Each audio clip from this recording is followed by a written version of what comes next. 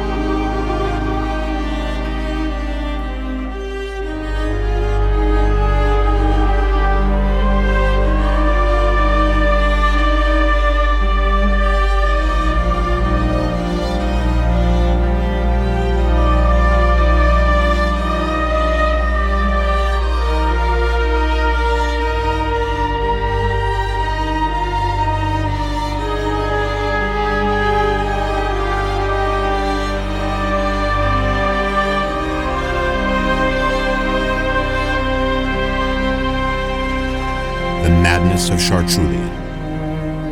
Episode 7, Where It Begins.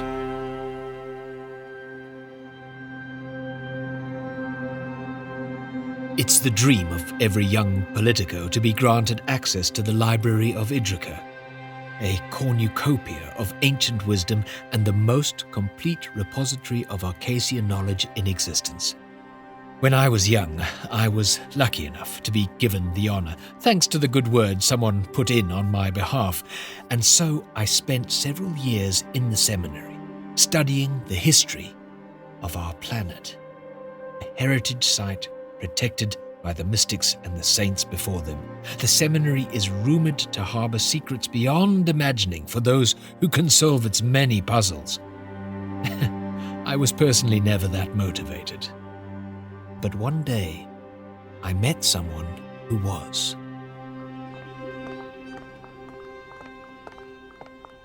Are you all right, miss? I have never met anyone so rude. I beg your pardon? Not you. Then who? The Messiah. The Messiah is here. Everyone knows. He's always lurking in the darkest places and hiding among us in plain sight. That's news to me, and I make it my business to know everything. Apparently not. Are you sure it's him? If I wasn't before, then I am now. Fine. Tell me what happened. I followed the corridor to the place where the girl said he would be. There he was, dressed in a long jardejo tunic with his black eyes and a generally feral look. He was staring at some kind of butterfly contraption, a moving diorama of sorts. I was immediately obsessed. At last. I think I found the Superman. Have you come to have your fortune told? No. Then why? Entertainment. What cheap trick would you like the Superman to perform for you? No tricks. Just conversation. I don't have any interest in politics. How did you know I'm into politics? You're wearing the Starbringer crest. Maybe we'll work together one day. Me, a chamberlain to King Starbringer, and you doing whatever it is you do. All the more reason to get acquainted now. I don't work for or with anyone. What's your name? Chartrulean. Yoba. What brings you to Idrica, Chartrulean? Knowledge. Isn't that why any of us are here? What's your intrigue? Engineering. What?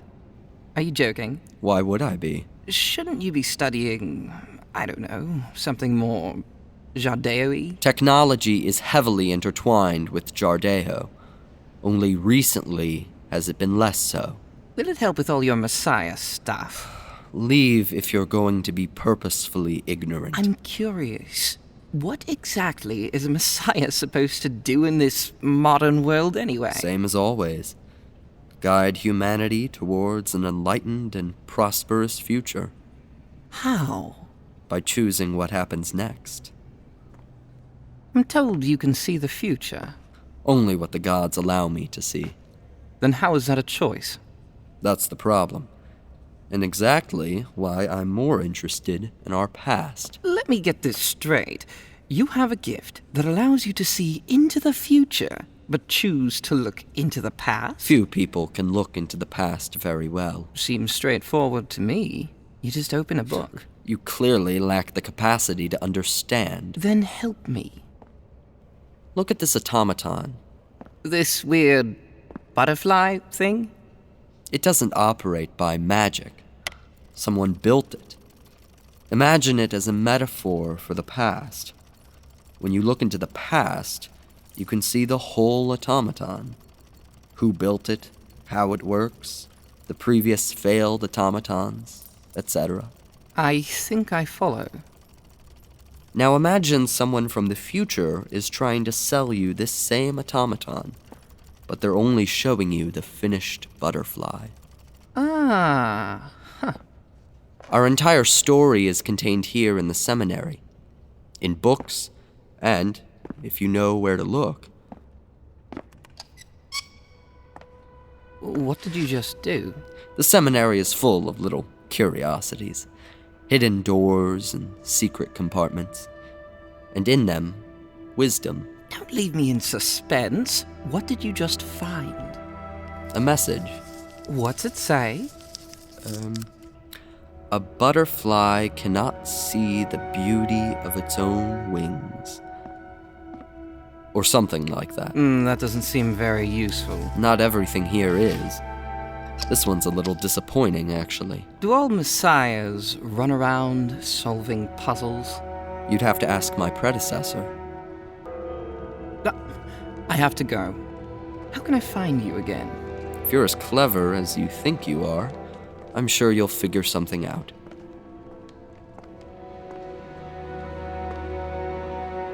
I ruminated on our meeting for days, thinking of the automaton and its hidden message. Then, in passing, I heard a conversation between one of the mystics and a groundskeeper. There was some growing anxiety around Chartrulean's penchant for exploration. There was something there that they didn't want him to find. Then, one day, I found him again in the lower levels of the seminary. People were saying he hadn't come up for days. By the time I reached him, he was manic. He had surrounded himself in piles of open books and stood in front of a giant fresco depicting a city half consumed by flames at the foot of a mountain. When I approached, he somehow knew it was me without even looking. Do you see this mural? Hard not to. It's called The Path of Abomination. Do you understand what it means? Sure. There's what looks like a horned dog standing on a rock, another big scary dog, and a man. No.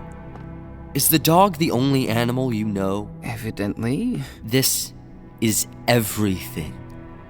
There's something hiding here that I need. How long have you been staring at it? The first figure, that horned dog, as you called it, is a goat. A wolf, again, not dog, is the center figure.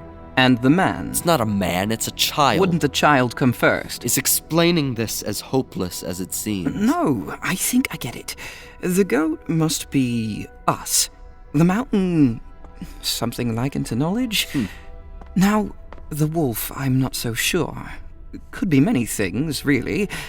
But the child could be some sort of rebirth. Is that close? Yes and no. I give up. What's the wolf? It's what concerns me. The wolf is survival.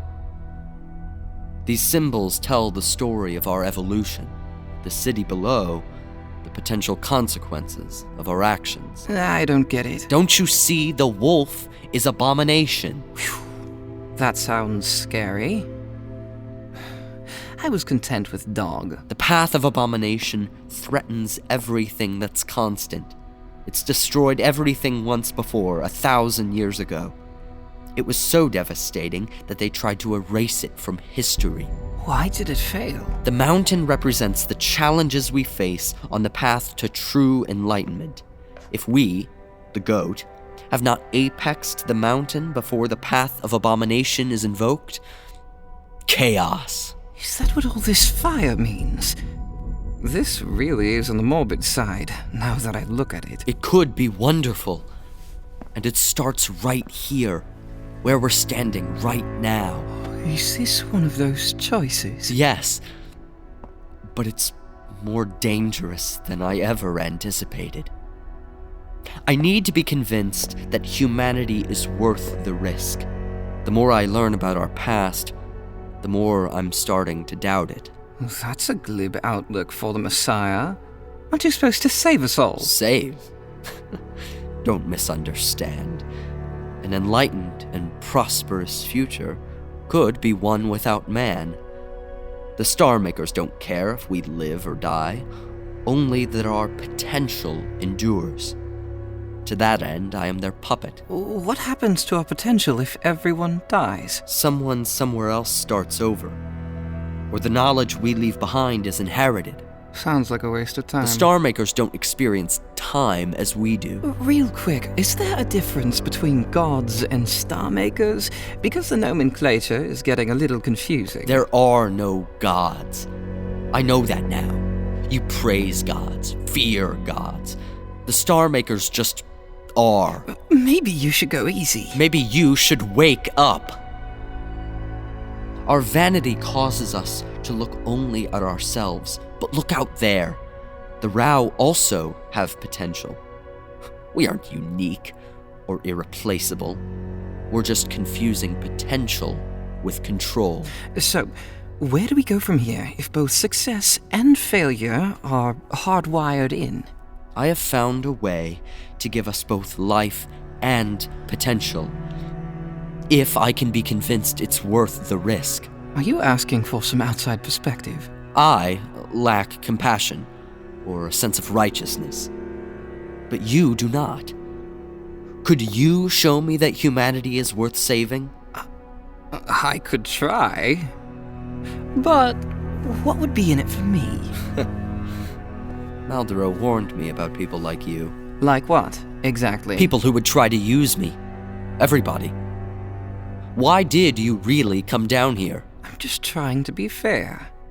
If I help you, I want something in return. It should be no work for you. What? So much is kept from us. Jardeo is largely ignored by normal people, written off as folklore and the stuff of fantasy. But here, I'm learning that it's much more than that. It's a failure of evolution. We were given a boon to our existence we could not embrace for all of our flaws. A tragedy of existential proportions, and we continue to make it worse. Get to your point. You're my access.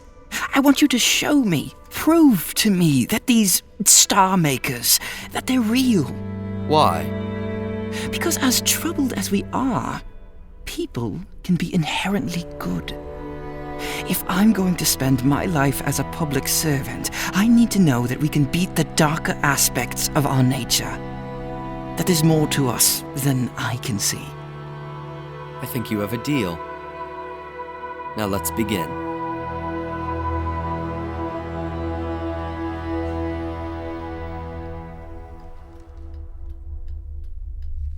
King Starbringer, Yoba, and the council sat in uncomfortable silence. Some pursed their lips and stared at the tabletop. Others jotted down notes. The rest fixed their gazes on the empty chairs at the other end of the table. At last, the door swung open, and Dretchen, Grobian, and their security entourage entered the chamber, 20 minutes late. The room remained silent as the ambassadors found their chairs, then took their time adjusting their robes, arranging paperwork, and allowing servants to pour them glasses of water. A long few minutes passed before the silence was finally broken. Our tardiness is on account of poor sleep. Is there a problem with your accommodations? Your planet, it is very bright, and the nights short.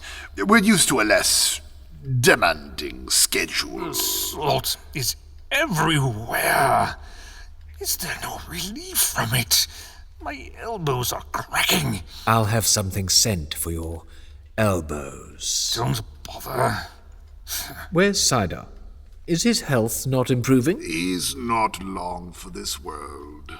Your doctor is with him now. Does he need to be returned to your colony? If we can just speed things along here, the three of you could return all the sooner. These things cannot be rushed. He wants to be part of these negotiations until his last breath. Grant him that. Noble to the very end. Actually, there is something you can do.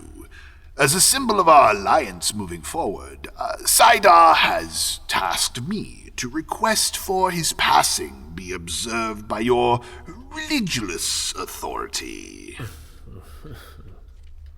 I sense some hesitation. Is there a problem with his request? No problem. Maybe we'll even get to meet one of your gods in the process. Consider it done. Now, on to business. We have a few requests. Please give this counter-proposal to this highness to look over. These are extensive. This treaty thing is quite a complicated ordeal, and all this paper. We need to build a strong foundation for this relationship, if it's to exist at all. Otherwise, you can find somewhere else to park your armada. I like a hard bargain. We'll take the afternoon to look this over. Why don't you get caught up on rest, and we'll reconvene in a few hours. Yes. Do take your time analyzing these papers.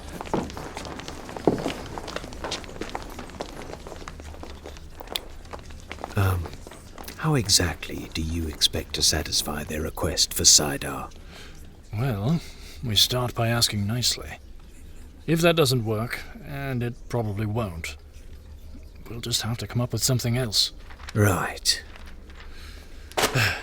I need a diversion. Wait. Excuse me, Your Highness. Chamberlain. There's a woman and some children here seeking an audience with King Starbringer. I'm busy. They're from Bothema. Great. They've probably come to beg us not to pull our support. That's very lowbrow of them, using children like that. Is there no compromise? Your late wife put in a lot of effort to foster a relationship with Bothema. And look how they repaid her. But the children... Bothema is under Maldero's jurisdiction. If I don't get to see what goes on behind closed doors, it doesn't get my support. Why not send Sophrosyne to see them? It'll give her something to do. Good idea. I'll tell her. I'll go and make sure they're comfortable. Where will you be? Astreus. I'm craving some more of the Admiral's wine. Go ahead. I'll catch you up. As for you, here's a token for your trouble. Thank you, sir. Yoba pulled a slip of currency from his breast pocket and handed it to the messenger. As it changed hands, so did something else. 2 names. Peitra and Leibender, what are you up to?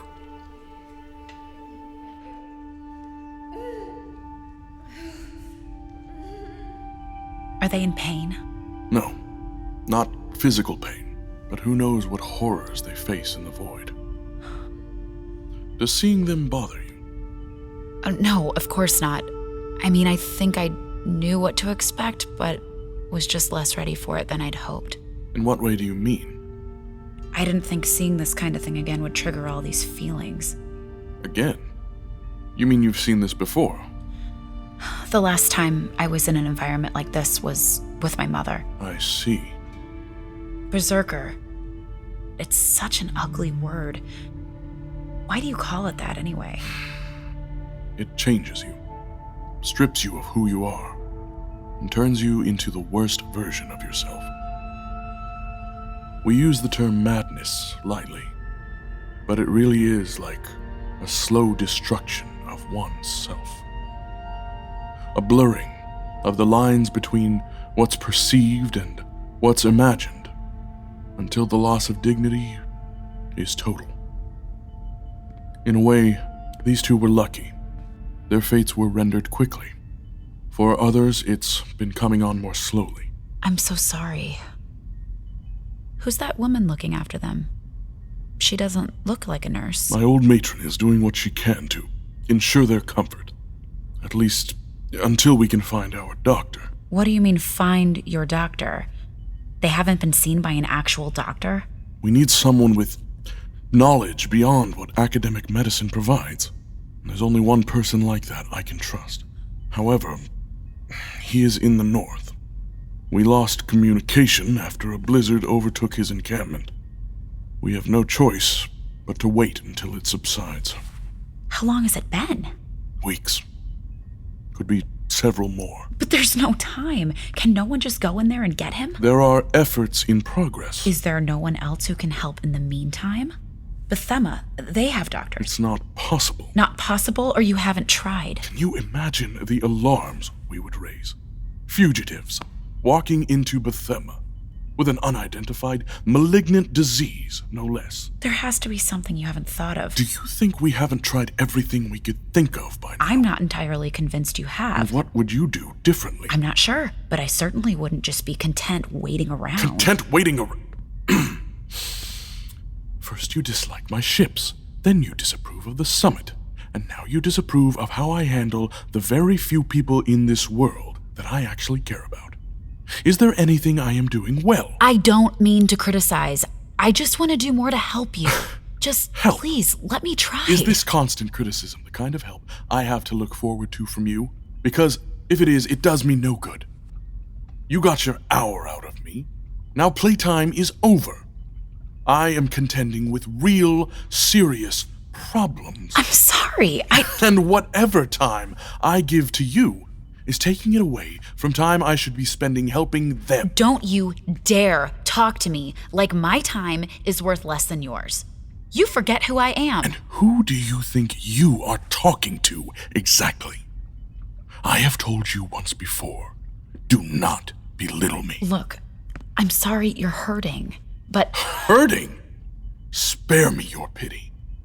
And never walk through my door again if your sole intention is to be a drain. That was not my intention. So much arrogance coming from someone who knows nothing. Please, would you just look at me? I require a moment to myself. I had no idea you'd ever take me so seriously. I guess I just thought that I could make it sound like you needed me and I do not. I'm so stupid.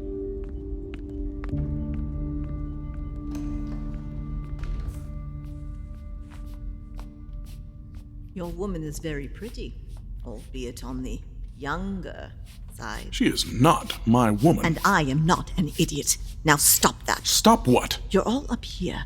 Relax the arms. Relax the shoulders. Breathe. Look at this. That looks a lot like your hand. It stopped shaking. Oh, Is this hand having a better day than that hand? You are insufferable. Did you need something else? No. Bye-bye. What?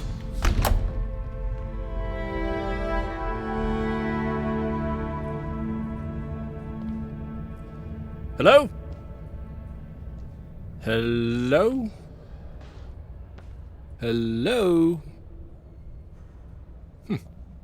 That's odd. King Starbringer. Everything all right, girl? Where is everybody?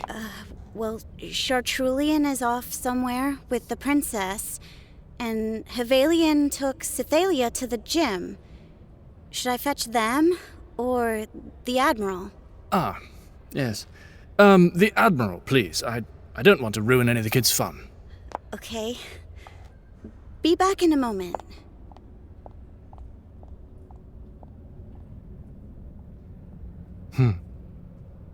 Daughter with a grown man. Unchaperoned. Me sober.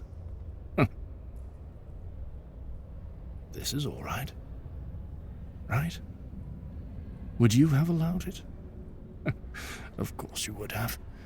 You were more trusting. Too trusting. You were fool enough to marry me. Your Majesty! Oh, hello. I was wondering where everyone was hiding. What are you doing here? I needed a distraction. I know these two heroes, don't I? Havelion and a brook, if I remember. Yes, Your Majesty. Please. I'm in your house. Oh, I'm sorry about yesterday. No matter what I thought I was saying at the time, there was no excuse for it. No harm, no foul, boy. To be honest, I enjoyed watching those old warhawks sweat a little. Well, I'd be lying if I said it wasn't a little fun. We really were excited. I mean, I haven't taken my medal off since yesterday. Me neither. I doubt the others have too. No kidding. Careful, boys. Don't inflate this old man's ego too much. Hopefully I didn't keep you waiting. Oh, sorry, King Starbringer. I didn't see the kids there. Look at us, Lapadine. There he is. The old guard back together again. I've picked the perfect wine for the occasion. Frozzy, there you are. Dad. Are you all right? Well, why wouldn't I be? So, Chartrulean, did the two of you make any progress on the ship?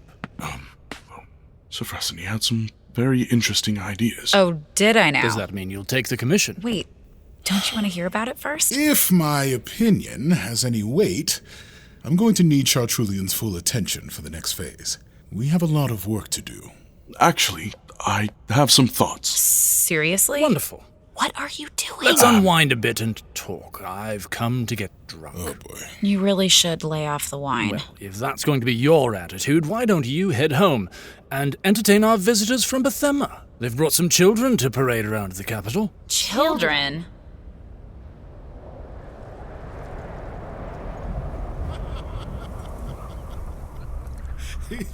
Am I crashing the party? No. But I've almost got enough liquid courage going now to look at the Rouse amendments. I glanced through it all after you left. It's going to be a long day. Oh, yes.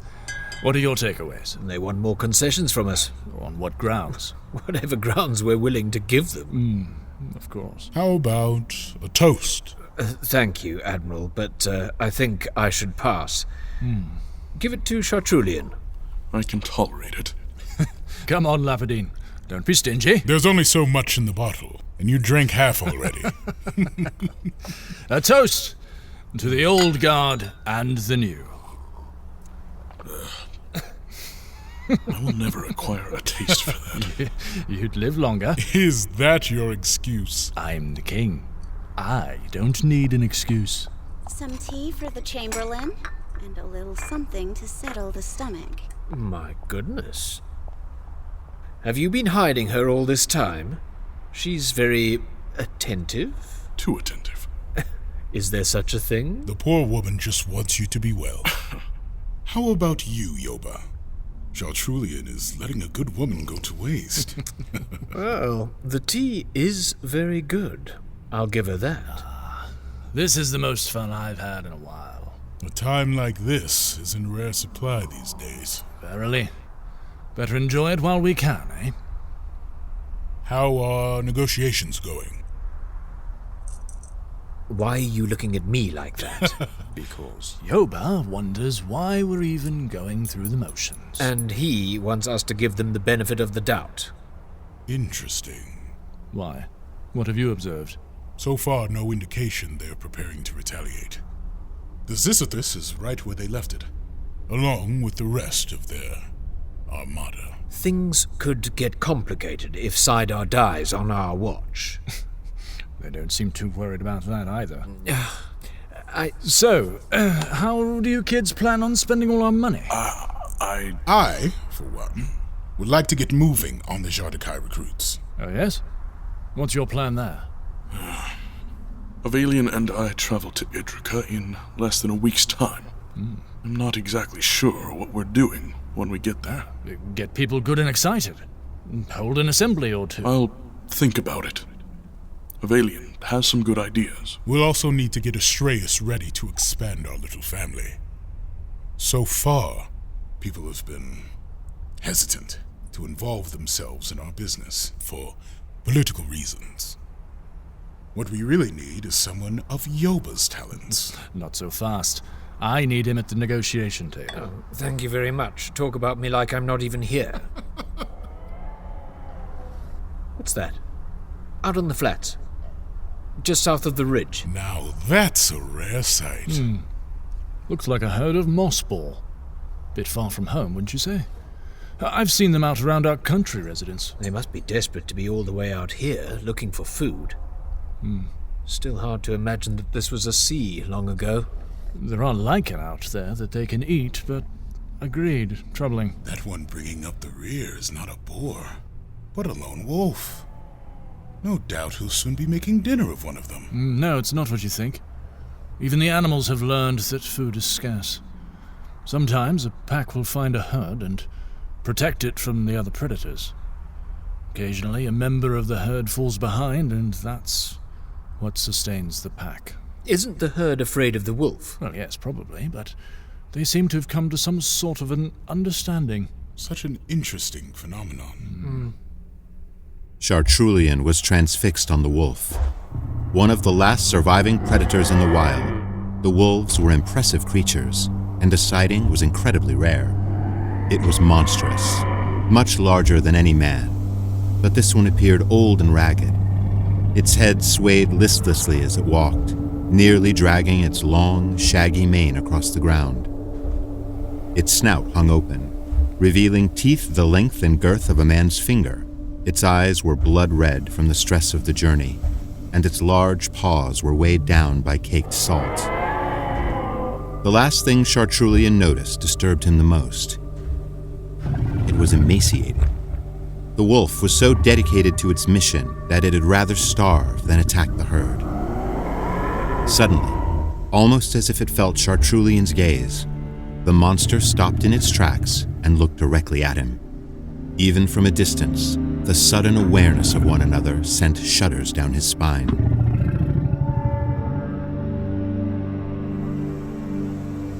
If they can change their nature, why can't we? Waxing poetic, are we? And a sentiment I'd like to finish my wine to. I cannot wait until all of this stuff is behind us. We should be focusing all our energy on finding ways to solve the bigger problems, not reneging on peace. I doubt it will come to that. Perhaps, but if we ever do leave Arcas, will we just take these problems along with us, or can they die here? Look at this godforsaken wasteland. Arcas was once a utopia. Now, it's a boneyard.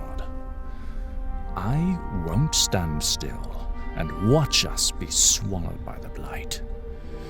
The Starbringer kings were so named because that was what we were destined to do. Bring the stars to the people. If I'm going to be the last, I'll be damned if I fail at destiny. You've been quiet, Chartrulean. What are you thinking? I'm thinking about the ship that I would like to build your daughter.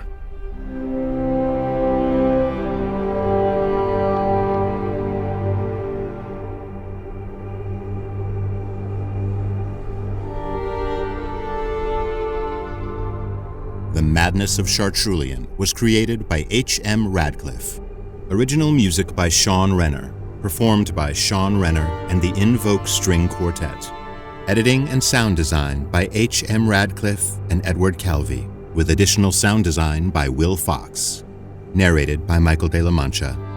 Starring Aud Andrews, Cal Barton, Megan Bernasco, Magnus Carlssen, Christian Collado, Kathleen Klein, Angela LaRocca Hochman, Stacy Lightman, Adam Neal, Nina Nikolic, Carl Nordman, Israel Omodi, Kieran Reagan, Kennedy Phillips, and Reginald West. This has been a Pack Howl Media original production. Visit chartrulean.com to learn more.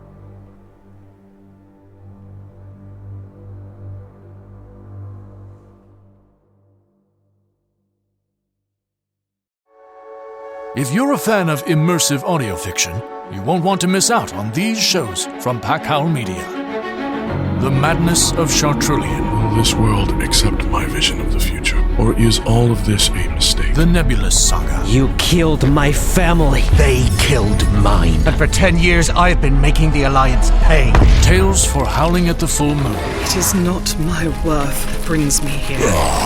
It is my calling. Another day, another chosen one. To learn more about our shows and find out how to support independent creators, visit packhowlmedia.com